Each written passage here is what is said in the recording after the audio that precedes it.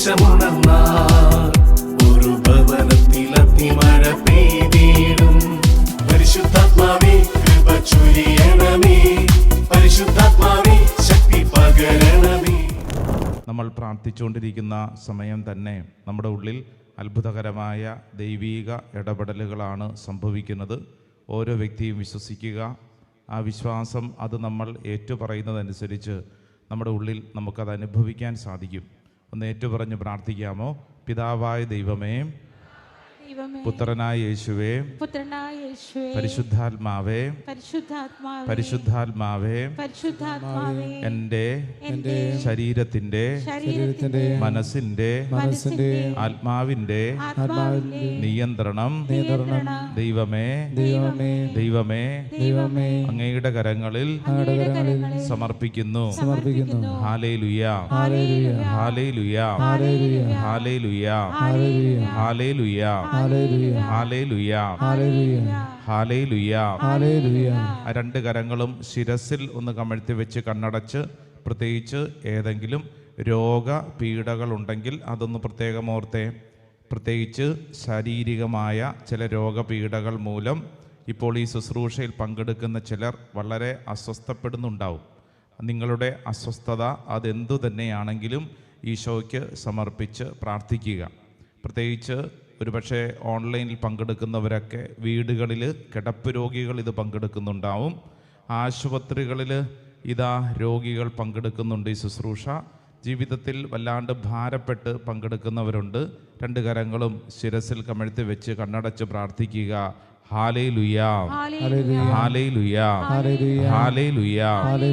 ആബാ പിതാവേ, ആബാ പിതാവേ, അവിടുത്തെ തിരുക്കുമാരന്റെ തിരുരക്തത്താൽ എൻ്റെ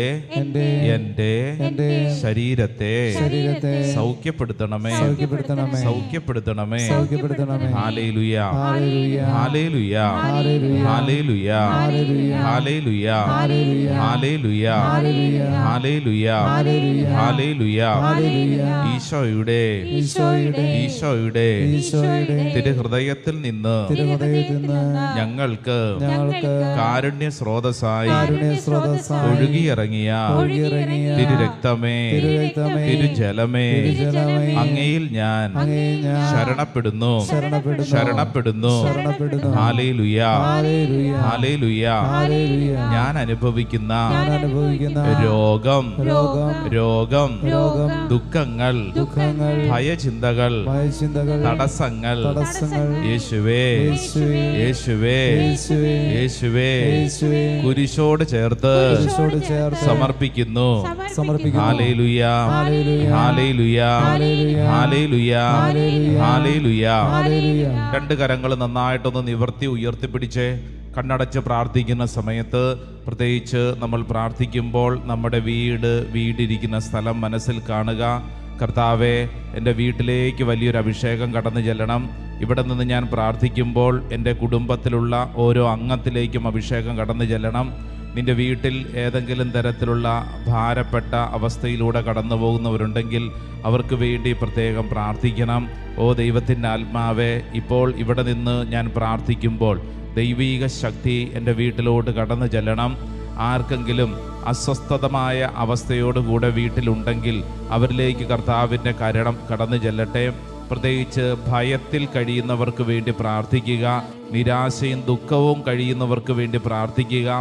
ആത്മഹത്യ ചിന്ത, നിങ്ങളുടെ കുടുംബത്തിൽ അങ്ങനെ ആരെങ്കിലും ആത്മഹത്യ പ്രവണത, സൂയിസൈഡ് ടെൻഡൻസി ഉണ്ടെങ്കിൽ അവർക്ക് വേണ്ടി പ്രാർത്ഥിക്കുക. ഇവിടെ നിന്ന് നീ പ്രാർത്ഥിക്കേണ്ടത് നിന്റെ കടമയാണെന്ന് തിരിച്ചറിയുക. ഈ സമയത്ത് നീ അത് വിശ്വസിക്കുക. ജീവിതത്തിൽ അർത്ഥം നഷ്ടപ്പെട്ട് എല്ലാം തകർന്നുവെന്ന് ചിന്തിക്കുന്ന ആരെങ്കിലും ഉണ്ടെങ്കിൽ അവർക്ക് വേണ്ടി പ്രാർത്ഥിക്കുക. രണ്ട് കരങ്ങളും സ്വർഗത്തിലേക്ക് ഉയർത്തിപ്പിടിച്ച് അറിയാവുന്നതുപോലെ എല്ലാവരും സ്വരമുയർത്തി നാവ് തുറന്ന് ഈശോയെ എന്ന് വിളിച്ച് പ്രാർത്ഥിക്കുന്ന സമയം ദൈവത്തിൻ്റെ ആത്മാവ് അത്ഭുതകരമായിട്ട് പ്രവർത്തിക്കട്ടെ. കൈകൾ ഉയർത്തി സ്വരമുയർത്തി വിളിക്കുന്നു. ഓ ദൈവിക ശക്തി ഈ ശുശ്രൂഷ സമയത്ത് ഓരോ വ്യക്തിയിലേക്കും പറന്നിറങ്ങട്ടെ. ഒരു പുതിയ അഭിഷേകം കടന്നു ചെല്ലട്ടെ. എല്ലാ തടസ്സങ്ങളും കർത്താവ് എടുത്തു മാറ്റട്ടെ. ദൈവിക ശക്തിയാൽ നിറയപ്പെടട്ടെ എന്ന് പ്രാർത്ഥിക്കുന്നു. കൈകൾ ഉയർത്തി സ്വരമുയർത്തി യേശുവേ എന്ന് വിളിച്ചൊന്ന് പ്രാർത്ഥിച്ചേ. യേശുവേ എന്ന് വിളിച്ചൊന്ന് പ്രാർത്ഥിച്ചേ. പോരാ പോരാ പോരാ പോരാ. നാവിന്റെ എല്ലാ കെട്ടുകളും കർത്താവ് അഴിക്കട്ടെ. നാവിന്റെ എല്ലാ കെട്ടുകളും കർത്താവ് അഴിക്കട്ടെ. ഒരു പുതിയ ശക്തി വ്യക്തികളിലേക്ക് വെളിപ്പെടട്ടെ. തടസ്സങ്ങൾ കർത്താവ് എടുത്ത് മാറ്റട്ടെ. ഈശോയെ എന്ന് വിളിച്ചൊന്ന് പ്രാർത്ഥിച്ചേ. ഈശോയെ എന്ന് വിളിച്ച് പ്രാർത്ഥിച്ചേ. ഈശോയെ എന്ന് വിളിച്ച് പ്രാർത്ഥിച്ചേ. ഹല്ലേലൂയ ഹല്ലേലൂയ ഹല്ലേലൂയ ഹല്ലേലൂയ. കരങ്ങളടിച്ച് കൈയടിച്ച് ശക്തിയോടെ പോരാ. നല്ല കൈയടി. ആമേൻ. നന്നായിട്ട് കൈയടിച്ചേ. ശക്തിയോടെ വലിയൊരു അഭിഷേകത്തോടെ. ചിറകുള്ള ആത്മാവേ ആശ്വാസദായകനേ ജീവനദിയായി നിറഞ്ഞു കവിയും ദൈവ ചൈതന്യമേ ആത്മാവേ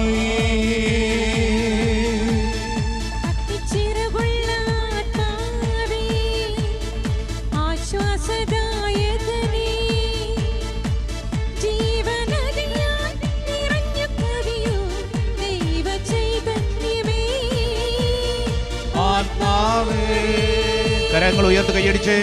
ചിറകുള്ള ആത്മാവേ ആശ്വാസദായകനേ ജീവനദിയായി നിറഞ്ഞു കവിയും ദൈവ ചൈതന്യമേ ആത്മാവേ. ചേർന്ന് പാടാം. സ്വരമുയർത്തി. ആമേൻ. നിറഞ്ഞു കവിയും ദൈവ ചൈതന്യമേ ആത്മാവേ. രണ്ട് കരങ്ങളും നെഞ്ചോട് ചേർത്ത് കണ്ണടച്ച് വിശ്വസിക്കുക. ഇപ്പോൾ ഈ ശുശ്രൂഷയിൽ പങ്കെടുക്കുന്നത് പരിശുദ്ധാത്മാവിൻ്റെ നിർദ്ദേശമനുസരിച്ചാണ്. ഓരോ വ്യക്തിയും വിശ്വസിക്കണം. Yes, I attend this special program because it's a beautiful invitation by Holy Spirit. പരിശുദ്ധാത്മാവ് എന്നെ ഈ ശുശ്രൂഷയ്ക്ക് ക്ഷണിച്ചതുകൊണ്ടാണ്. പരിശുദ്ധാത്മാവ് എന്നെ ഈ ശുശ്രൂഷയിലേക്ക് കൂട്ടിക്കൊണ്ടുവന്നതുകൊണ്ടാണ് ഞാനിവിടെ ഈ ശുശ്രൂഷയിൽ പങ്കെടുക്കുന്നത്. ഓരോ വ്യക്തിയും വിശ്വസിക്കുക. നിങ്ങളുടെ ജീവിത അവസ്ഥ എന്തു തന്നെയാണെങ്കിലും പരിശുദ്ധാത്മാവ് ആ വിഷയങ്ങളിൽ ഇടപെടാൻ ആഗ്രഹിക്കുന്നു. പരിശുദ്ധാത്മാവേ, പരിശുദ്ധാത്മാവേ, ഈ ശുശ്രൂഷ സമയത്ത് എൻ്റെ മേൽ അത്ഭുതകരമായ ദൈവീക ഇടപെടലുകൾ സംഭവിക്കട്ടെ. പരിശുദ്ധാത്മാവെ ഞങ്ങൾ ആഗ്രഹിക്കുന്നു, പ്രാർത്ഥിക്കുന്നു. പ്രിയപ്പെട്ടവരെ, ഈ ദിവസങ്ങൾ അങ്ങേയറ്റം പ്രധാനപ്പെട്ട ദിവസങ്ങളാണ്. ഈസ്റ്റർ കഴിഞ്ഞ് വരുന്ന ദിനങ്ങൾ എന്ന് പറഞ്ഞാൽ ഈ ഞായറാഴ്ച പുതു ഞായറാഴ്ചയാണ്.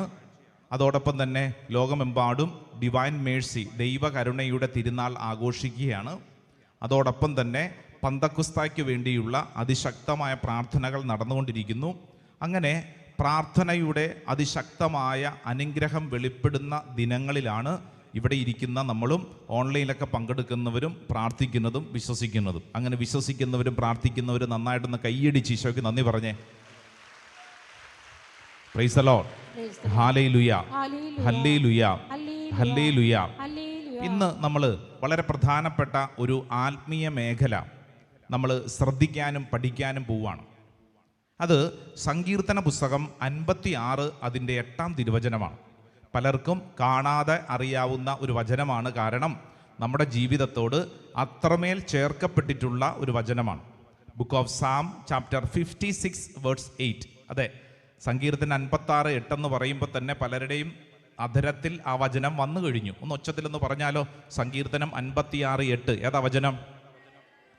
ഒച്ചത്തിൽ പറഞ്ഞു. അവിടുന്ന് എൻ്റെ അലച്ചിലുകൾ എണ്ണിയിട്ടുണ്ട്, എൻ്റെ കണ്ണീർ കണങ്ങൾ അങ്ങ് കുപ്പിയിൽ ശേഖരിച്ചിട്ടുണ്ട്, അവ അങ്ങയുടെ ഗ്രന്ഥത്തിലുണ്ടല്ലോ. ഹല്ലേലൂയ. വചനം നമുക്കെല്ലാവർക്കും വളരെ സുപരിചിതമാണ്. കാരണം നമ്മുടെ ജീവിതത്തോട് അങ്ങേയറ്റം ബന്ധപ്പെട്ടിട്ടുള്ള ഒരു ദൈവവചനമാണ്. നമുക്കിതൊന്ന് ഏറ്റുപറഞ്ഞ് പ്രാർത്ഥിച്ചാലോ? വലതുകരം നന്നായിട്ടൊന്ന് ഉയർത്തിപ്പിടിച്ചേ, കണ്ണടച്ചോ, എന്നിട്ട് ഈ വചനം മനസ്സിലാക്കി, അർത്ഥം മനസ്സിലാക്കി നന്നായി ഇതങ്ങോട്ട് വിശ്വസിച്ച് പറഞ്ഞോണം. ഒച്ചത്തിൽ പറഞ്ഞ സങ്കീർത്തനം 56 8-ാം തിരുവചനം, അവിടുന്ന് എൻ്റെ അലച്ചിലുകൾ എണ്ണിയിട്ടുണ്ട്, എൻ്റെ കണ്ണീർ കണങ്ങൾ അങ്ങ് കുപ്പിയിൽ ശേഖരിച്ചിട്ടുണ്ട്, അവ അങ്ങയുടെ ഗ്രന്ഥത്തിലുണ്ടല്ലോ. Hallelujah, hallelujah. കൈ താത്തിക്കേ. സങ്കീർത്തകനായ ദാവീദ് പറയാണ്, ദൈവമേ, അങ്ങ് എൻ്റെ അലച്ചിലുകൾ എണ്ണിയിട്ടുണ്ട്, എൻ്റെ കണ്ണീർ കണം കുപ്പിയിൽ ശേഖരിച്ചിട്ടുണ്ട്. അല്ലേ? കണ്ണീർ കണം കുപ്പിയിൽ ശേഖരിച്ചിട്ടുണ്ട്. എന്നിട്ട് അടുത്തൊരു കാര്യം കൂടെ, കർത്താവേ, അത് അങ്ങയുടെ ഗ്രന്ഥത്തിൽ ഉണ്ടല്ലോ. Praise the Lord, hallelujah. ഒരു കുഞ്ഞു ചോദ്യം ചോദിച്ചോട്ടെ. ചോദ്യം ഇതാണ്: ജീവിതത്തിൽ എപ്പോഴെങ്കിലുമൊക്കെ കരഞ്ഞിട്ടുള്ളവർ കൈപൊക്കുക. എന്തൊരു ചോദ്യം, മണ്ടൻ ചോദ്യം അല്ലേ? ചേട്ടൻ കരഞ്ഞിട്ടില്ല? കരഞ്ഞിട്ടുള്ളവർ കൈപൊക്കൂ. ജീവിതത്തിൽ എപ്പോഴെങ്കിലും കരഞ്ഞിട്ടില്ല? ദൈവമേ, ഒരു കുഞ്ഞ് ജനിക്കുന്നത് തന്നെ കരഞ്ഞുകൊണ്ടാണ്. നമ്മുടെ ജീവിതം തന്നെ കരഞ്ഞുകൊണ്ടാണ് അല്ലേ? കരഞ്ഞിട്ടില്ലെങ്കിൽ ഡോക്ടർമാരും നഴ്സുമാരും പറയും, എന്തോ ഒരു പ്രത്യേകതയുണ്ടല്ലോ അല്ലേ, കൊച്ചു കരഞ്ഞു കാണുക എന്നുള്ളതൊരു ആവശ്യമാണ്. ഒരു മനുഷ്യ ജീവിതത്തിൻ്റെ മർമ്മം എന്ന് പറയുന്നത് വിശുദ്ധ ഗ്രന്ഥം പറയുകയാണ്, കരച്ചിലാണ്. എല്ലാ ദിവസവും കരയുന്നവർ കൈ പൊക്കണ്ട. ചിലർ റെഡിയായിട്ടിരിക്കുക. കാരണം കർത്താവെ, ഞങ്ങളുടെ മെയിൻ പരിപാടി തന്നെ അത് തന്നെയാണ്. രാവിലെ തൊട്ട് കരച്ചിലാണ് ഞങ്ങളുടെ മെയിൻ പരിപാടി അല്ലേ? എന്തോരം നമ്മൾ കരഞ്ഞു കൂട്ടുന്നു അല്ല? നമ്മളൊന്ന് ചിന്തിച്ച് നോക്കി, ഈ കരച്ചിലിന് വല്ല ഗുണമുണ്ടോ? വല്ല ഗുണമുണ്ടോ? ഉണ്ടോ ഇല്ലയോ? ഇല്ലേ? എന്നാ പിന്നെ എന്തിനാ പിന്നെയും കരയണേ? ഈ പോട്ട ആശ്രമത്തിൻ്റെ വലിയൊരു പ്രത്യേകത, ഈ മണ്ണിൽ ഒരുപക്ഷെ എത്രയോ അനേകരായിരങ്ങളുടെ പതിനായിരങ്ങളുടെ കണ്ണുനീർ തുള്ളി വീണിട്ടുള്ളൊരിടമാണ് ഈ പോട്ട ആശ്രമത്തിൻ്റെ വലിയൊരു പ്രത്യേകത. കാരണം എന്താ? ജീവിതത്തിൻ്റെ നിസ്സഹായതയുടെ നടുവിൽ നമ്മൾ എപ്പോഴാണ് കരയുന്നത്? എപ്പോഴാണ് കരയുന്നത്? ഇനി എന്തു ചെയ്യണമെന്നറിയാതെ, നമ്മുടെ കൈപ്പിടിയിൽ ഒതുങ്ങാതെ, ജീവിതത്തിൽ അങ്ങേയറ്റം ഭാരപ്പെട്ടിരിക്കുമ്പോൾ നമ്മുടെ കണ്ണിൽ നിന്ന് കണ്ണുനീര് വരും. പലപ്പോഴും പലരും ഈ കരച്ചിലിനെ ഒരു നാണക്കേടിൻ്റെയും അപമാനത്തിൻ്റെയും ഒക്കെ ആയിട്ട് ചിത്രീകരിക്കാറുണ്ട്. ചിലരുടെ കരച്ചിൽ സിനിമ കാണുമ്പോൾ കരയുന്നവരിവിടെ ഉണ്ടാവും. ഉണ്ടോ? സിനിമ കാണുമ്പോൾ അല്ലേ, സീരിയൽ കാണുമ്പോൾ കരയുന്നവർ, ചിലരാരും കാണാതെ കരഞ്ഞിട്ട് അങ്ങോട്ടും ഇങ്ങോട്ടൊക്കെ അവർ അഡ്ജസ്റ്റ് ചെയ്യും അല്ലേ, കരഞ്ഞില്ല എന്ന് വരുത്തി തീർക്കും. ജീവിതത്തിൽ പലപ്പോഴും നമ്മളെല്ലാവരും കരയുന്നവരാണ്, പല സാഹചര്യങ്ങളിലും കരയുന്നവരാണ്. ഇന്ന് ഇവിടെ ഈ ശുശ്രൂഷയിൽ പങ്കെടുക്കുന്ന ഓരോരുത്തരും, പ്രത്യേകിച്ച് കരയാൻ ആഗ്രഹിക്കുന്നവരും, ജീവിതത്തിൽ ഏതെങ്കിലും സാഹചര്യത്തിൽ കരഞ്ഞുകൊണ്ടിരിക്കുന്നവരും, ഇപ്പം കരയുമെന്നും കരുതി ആരെങ്കിലും ഇരിക്കുന്നുണ്ടെങ്കിലും നിങ്ങളൊരു കാര്യം ശ്രദ്ധിക്കണമെന്ന് തിരുവചനം നമ്മളെ പഠിപ്പിക്കാൻ പോവാണ്. ശ്രദ്ധി പറഞ്ഞ ഹല്ലേലൂയ, ഹല്ലേലൂയ. യോഹന്നാന്റെ സുവിശേഷം 20-ാം അധ്യായം അതിൽ 11-ാമത്തെ തിരുവചനം അതിശക്തമായ ഒരു ദൈവിക ദൂതാണ്. സെന്റ് ജോൺസ് ഗോസ്പൽ ചാപ്റ്റർ 20, 20-ാം അധ്യായം അതിൻ്റെ 11-ാം തിരുവചനം. 11-ാം തിരുവചനത്തിന് തൊട്ട് മുമ്പായി അതിൻ്റെ 15-ാം തിരുവചനത്തിൻ്റെ കൃത്യമായ അർത്ഥമാണ് 11-ൽ പറയുന്നത്. 15-ാം തിരുവചനം, യേശു അവളോട് ചോദിച്ചു, സ്ത്രീയെ, എന്തിനാണ് നീ കരയുന്നത്? അപ്പൊ അത് വളരെ പ്രധാനപ്പെട്ട ഒരു കാര്യമാണ്. സ്ത്രീയെ, എന്തിനാണ് നീ കരയുന്നത്? എന്നോട് ചോദിച്ചേ, എന്തിനാണ് നീ കരയുന്നത്? ചോദിച്ചേ. കൊള്ളാം. അടുത്തിരിക്കുന്ന ആളോട് ചോദിച്ചേ, ആളുടെ പേരറിയാമെങ്കിൽ പേര് ചോദിച്ചേ. ത്രേസ്യാമ്മേ, എന്തിനാണ് കരയുന്നത്? അല്ലേ? അവരാച്ചൻ ചേട്ടാ, എന്തിനാണ് കരയുന്നത്? എന്തിനാണ് കരയുന്നത്? എന്തിനാണ് കരയുന്നത്? അവരെന്തെങ്കിലും പറഞ്ഞോ? അങ്ങനെയൊന്നുമില്ല, ഞങ്ങൾ എല്ലാ ദിവസവും കരയുന്നവരാണ്, ഇന്നും കരയുന്നു. ഈശോ മഗ്ദലേന മറിയത്തോട് ചോദിച്ചു, സ്ത്രീയെ, നീ എന്തിനാണ് കരയുന്നത്? എന്തിനാണ് കരയുന്നത്? 11-ാം തിരുവചനം ഒന്ന് വായിച്ചു നോക്കിയേ. 11-ാം തിരുവചനം, മറിയത്തിന്റെ കരച്ചിലിന്റെ കാരണം അവിടെ എഴുതി വെച്ചിട്ടുണ്ട്. വായിക്കാം. മറിയം കല്ലറയ്ക്ക് വെളിയിൽ കരഞ്ഞുകൊണ്ട് നിന്നു. അവൾ കരഞ്ഞുകൊണ്ടിരിക്കുമ്പോൾ കുനിഞ്ഞ് കല്ലറയിലേക്ക് നോക്കി. യെസ് എന്ന് പറഞ്ഞു കഴിഞ്ഞാൽ മറിയത്തിന്റെ കരച്ചിലിന് ഒരു കാരണമുണ്ട്. വെറുതെ കള്ളക്കരച്ചിലല്ല, മറിയം കരയുന്നതിനൊരു കാരണമുണ്ട്. ഇതേതാ മറിയം? മഗ്ദലേന മറിയം കരയുന്നതിന് ഒരു കാരണമുണ്ട്. കാരണം താൻ ഏറെ സ്നേഹിച്ചിരുന്ന ഈശോ മരിച്ചു. മരണം താങ്ങാൻ പറ്റിയിട്ടില്ല. രണ്ടാമത്തത്, ഈ മരിച്ചു കഴിഞ്ഞ് ശവസംസ്കാരം നടത്തിയ സ്ഥലത്ത് ഇപ്പോൾ ശവശരീരവും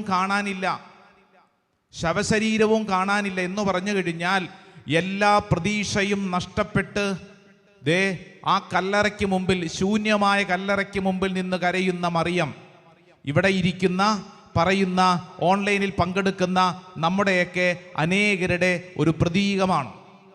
ജീവിതത്തിൽ ശൂന്യമായ കല്ലറയ്ക്ക് മുമ്പിൽ നിന്നുകൊണ്ട് ഇനി എന്തു ചെയ്യണമെന്നറിയാതെ കരഞ്ഞുകൊണ്ട് നിൽക്കുന്ന മറിയം. അങ്ങനെ നിൽക്കുന്ന മറിയത്തോടാണ് ഈശോ ചോദിക്കുന്നത്, സ്ത്രീയെ, നീ എന്തിനാണ് കരയുന്നത്? വെറുതെ കരയുന്നതല്ല, മറിച്ച് ഈ കരച്ചിലിന് കാരണമുണ്ട്. ജീവിതത്തിലെ സകല പ്രതീക്ഷകളും നഷ്ടപ്പെട്ട് ശൂന്യതയുടെ മുമ്പിൽ നിൽക്കുന്ന മറിയം. ഇത് കൃത്യമാണ്, നമ്മുടെ എല്ലാവരുടെയും ഒരു പ്രതീകമാണ്. നിങ്ങളൊന്ന് ചിന്തിച്ച് നോക്കിക്കേ.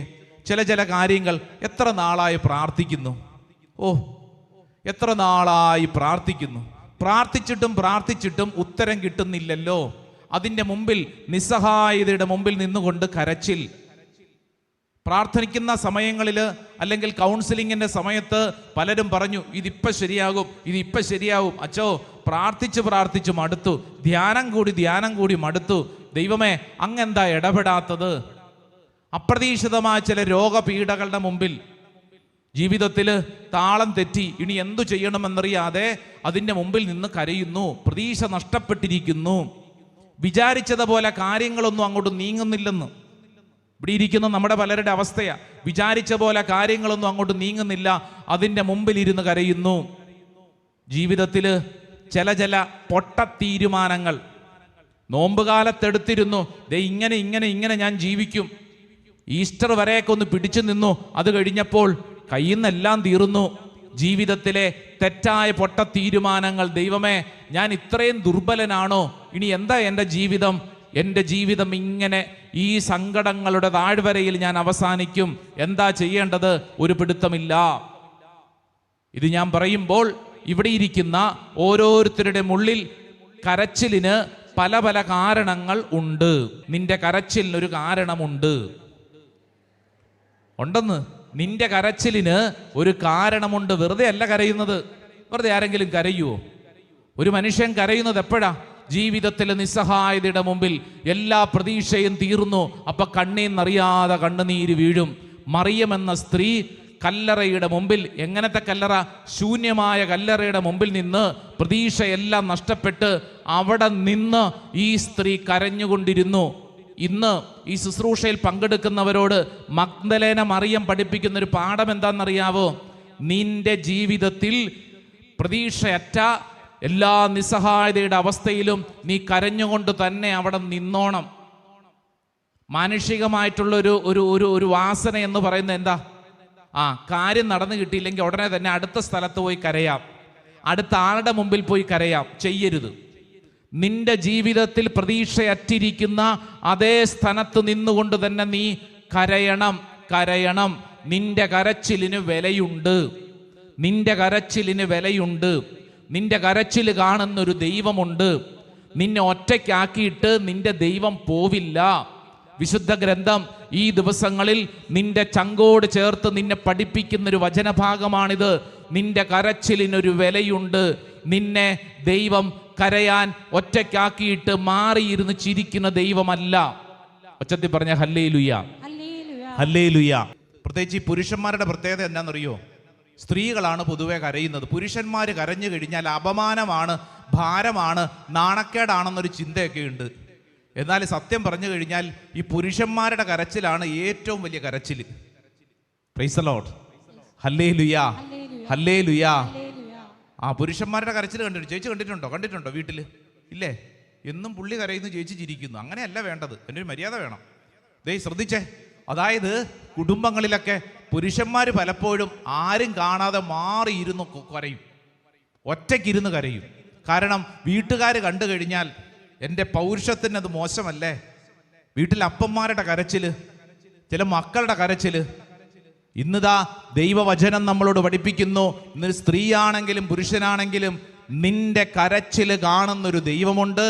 നിന്റെ പ്രതീക്ഷകളെല്ലാം നഷ്ടപ്പെട്ടുവെന്ന് കരുതുന്നതിൻ്റെ നടുവിൽ ദൈവം നിനക്ക് വേണ്ടി ചില കാര്യങ്ങൾ പണിതുയർത്തും. ഉച്ചത്തിൽ പറഞ്ഞേ ആമേൻ, ആമേൻ, ആമേൻ. എൻ്റെ പ്രിയരെ, ഇങ്ങനെ കരഞ്ഞ മഗ്ദലേന മറിയത്തിൻ്റെ മുമ്പിലാണ് ഉയർത്തെഴുന്നേറ്റവൻ ആദ്യമായിട്ട് പ്രത്യക്ഷപ്പെട്ടത്. ആമേൻ. നമ്മൾ ചിന്തിച്ചേ, എത്രയോ പേരുണ്ടായിരുന്നു. ആരുടെ മുമ്പിലാണ് ഈശോ ആദ്യമായിട്ട് പ്രത്യക്ഷപ്പെട്ടത്? മഗ്ദലേന മറിയത്തിൻ്റെ മുമ്പിൽ. തൻ്റെ ജീവിതത്തിലെ പ്രതീക്ഷകളെല്ലാം നഷ്ടപ്പെട്ട് സങ്കടപ്പെട്ട് കരഞ്ഞുകൊണ്ടിരിക്കുന്ന ഒരു സ്ത്രീയുടെ മുമ്പിലാണെന്ന് ഈശോ ആദ്യമായിട്ട് പ്രത്യക്ഷപ്പെട്ടത്. ഈ മഗ്ദലേന മറിയത്തെയാണ് ഒരു പ്രേക്ഷിതയായിട്ട് വചനം അങ്ങോട്ട് ഉയർത്തുന്ന രംഗമുണ്ട്. തൻ്റെ സ്വർഗാരോപണത്തെക്കുറിച്ച് ശിഷ്യന്മാരെ പറഞ്ഞ് പഠിപ്പിക്കാൻ, അവരോട് ഈ വാർത്ത പറയാൻ നിയോഗിക്കുന്നത് മഗ്ദലേന മറിയത്തെയാണ്. എന്ന് പറഞ്ഞാൽ നിന്റെ കണ്ണുനീരിന് ഒരർത്ഥമുണ്ട്. ഈ കണ്ണുനീര് ഇത് മറ്റൊന്നായിട്ട് മാറും, ഒരു ശിഷ്യ ദൗത്യമായിട്ട് മാറും. മഗ്ദലേന മറിയം ഇന്ന് ഈ ശുശ്രൂഷ അവസരത്തിൽ എന്നെയും നിന്നെയും ഓർമ്മപ്പെടുത്തുകയാണ്, പഠിപ്പിക്കുകയാണ്. അങ്ങനെയാണെങ്കിൽ ഒന്ന് കൈയടിച്ച് ഈ പറഞ്ഞ കാര്യം ഒന്ന് സ്വീകരിച്ച്. നമ്മുടെ കരച്ചിലിന് അർത്ഥമുണ്ട്, ഈ കരച്ചിലിനൊരു അർത്ഥമുണ്ട്. എൻ്റെ കരച്ചിൽ കാണുന്നൊരു ദൈവമുണ്ട്. Hallelujah, hallelujah. ബൈബിളിലെ ഏറ്റവും കുഞ്ഞു വചനം ഏതാണെന്ന് ചോദിച്ചു കഴിഞ്ഞാൽ പറയാവുന്നൊരു കുഞ്ഞു വചനമുണ്ട്. പലർക്കും അറിയാം. ഏതാ വചനം? ബൈബിളിലെ ഏറ്റവും കുഞ്ഞു വചനം ഏതാ? യോഹന്നാന്റെ സുവിശേഷം 11-ാം അധ്യായം 35-ാം തിരുവചനം. Jesus wept. യേശു കരഞ്ഞു. അങ്ങനൊരു വചനമുണ്ട്. ബൈബിളിലെ ഏറ്റവും കുഞ്ഞു വചനമാണ്. യേശു കരഞ്ഞു എന്ന് പറഞ്ഞു കഴിഞ്ഞാൽ ഈ കരച്ചിലുണ്ടല്ലോ, ഈ കരച്ചിലിനൊരു വിലയുണ്ട്. നിന്റെ ജീവിതത്തിൽ നിന്റെ നിസ്സഹായതയുടെ മുമ്പിൽ നിന്നുകൊണ്ട് നീ കരയുമ്പോൾ ആ കരച്ചിലിന് കൃത്യമായി ദൈവം അർത്ഥം കാണുന്നുവെന്ന് ഇന്ന് സുവിശേഷത്തിൽ നിന്റെ മുമ്പിൽ കൃത്യമായി പഠിപ്പിക്കുകയാണ്. Hallelujah, hallelujah. യേശുവേ നന്ദി, യേശുവേ സ്തുതി. രണ്ട് കരങ്ങൾ സ്വർഗത്തിലേക്ക് ഉയർത്തിപ്പിടിച്ചോ. കരയേണ്ടവന്റെ മുമ്പിൽ കരയണം. നിന്റെ കരച്ചില് ശക്തിയേറിയ ഒരു പ്രാർത്ഥനയാണ്. ഈ ഭൂമിയിൽ നിസ്സഹായതയുടെ നടുവിൽ നമുക്ക് ചെയ്യാവുന്ന ഏക വഴിയാണ് കരച്ചിൽ. രണ്ട് കരങ്ങൾ സ്വർഗത്തിലേക്ക് ഉയർത്തി കണ്ണടച്ചോ. എൻ്റെ പ്രിയപ്പെട്ട ദൈവജനമേ, നിങ്ങളുടെ ജീവിതത്തിൽ ഇന്ന് കടന്നു പോകുന്ന പല പല പല അനുഭവങ്ങൾ, ഉത്തരം കിട്ടാത്ത അനേക ചോദ്യങ്ങൾ, സംശയങ്ങൾ, ഭാരങ്ങൾ, ഇനി എന്തു ചെയ്യണമെന്നറിയാതെ വിഷമിക്കുന്ന അനേക മേഖലകൾ, എല്ലാത്തിൻ്റെ നടുവിൽ നിനക്ക് ചെയ്യാവുന്ന വലിയൊരു കാര്യം തമ്പുരാന്റെ മുമ്പിൽ ഇരുന്ന് കരയണം. ദൈവമേ, എൻ്റെ ജീവിതത്തിൻ്റെ സകല സങ്കടങ്ങളുടെ നടുവിൽ ഞാനിതാ ഒരു തീരുമാനമെടുക്കുന്നു. മനുഷ്യരുടെ മുമ്പിൽ ഇരുന്ന് കരയാനല്ല, നാട്ടുകാരുടെ മുമ്പിൽ ഇരുന്ന് കരയാനല്ല, മറിച്ച് ദൈവമേ അങ്ങയുടെ മുമ്പിൽ ഇരുന്ന് കരയാനുള്ള തീരുമാനം. എൻ്റെ പ്രിയരെ, സ്വർഗം തുറക്കുന്ന പ്രാർത്ഥനയാണ് നിന്റെ കരച്ചിൽ. രണ്ട് കരങ്ങൾ സ്വർഗത്തിലേക്ക് ഉയർത്തിപ്പിടിച്ച് കണ്ണടച്ച്, ദൈവമേ ഈ കരച്ചിലിന് എനിക്കൊരു കൃപ വേണം. അങ്ങയുടെ മുമ്പിൽ കരയാൻ എനിക്കൊരു കൃപ വേണം. കർത്താവേ, കരയാൻ എന്നെ പഠിപ്പിക്കണം കർത്താവേ. ഒരുപക്ഷെ ഈ ശുശ്രൂഷയിൽ പങ്കെടുക്കുന്ന ചിലര് ജീവിതത്തിൽ മനുഷ്യരുടെ മുമ്പിൽ കരഞ്ഞ് കരഞ്ഞ് നിന്റെ എല്ലാ കൃപയും നഷ്ടപ്പെട്ടു എന്ന് ചിന്തിക്കുന്നുണ്ടോ? ഇനി കരയാൻ എനിക്ക് കണ്ണുനീരില്ല എന്ന് കരയുന്നുണ്ടോ? ഇതാ തമ്പുരാൻ കർത്താവ് നിനക്കൊരു കൃപ നൽകുകയാണ്. ഇതൊരു പ്രാർത്ഥനയുടെ ശക്തിയാണ്. ഈ ദൈവജനം ഒരുമിച്ച് പ്രാർത്ഥിക്കുമ്പോൾ നീ വിശ്വസിക്കുക, എൻ്റെ കണ്ണുനീര് കാണുന്നൊരു ദൈവമുണ്ട്. എൻ്റെ അലച്ചിലുകൾ എണ്ണീയിട്ടുണ്ട്, എൻ്റെ കണ്ണീർ കണം കുപ്പിയിൽ ശേഖരിച്ചിട്ടുണ്ടോ? ദൈവമേ, ഞാൻ വിശ്വസിക്കുന്നു. രണ്ട് കരങ്ങൾ സ്വർഗത്തിലേക്ക് ഉയർത്തിപ്പിടിച്ച്, ദൈവമേ കണ്ണുനീരോട് അങ്ങയുടെ മുമ്പിൽ ഞാനും പ്രാർത്ഥിക്കുന്നു. എൻ്റെ ജീവിതത്തിൻ്റെ കുറവുകൾ സമർപ്പിച്ചുകൊണ്ട് കർത്താവേ, എൻ്റെ കണ്ണുനീര് കാണുന്നവനെ അങ്ങെന്നിൽ ഇടപെടണമേ. കരങ്ങൾ ഉയർത്തിപ്പിടിച്ച് എല്ലാവരും അറിയാവുന്നത് പോലെ ദൈവസന്നിധിയിൽ നിലവിളിച്ച് പ്രാർത്ഥിക്കുകയാണ്. യേശുവേ എന്ന് വിളിച്ച് പ്രാർത്ഥിക്കുകയാണ്.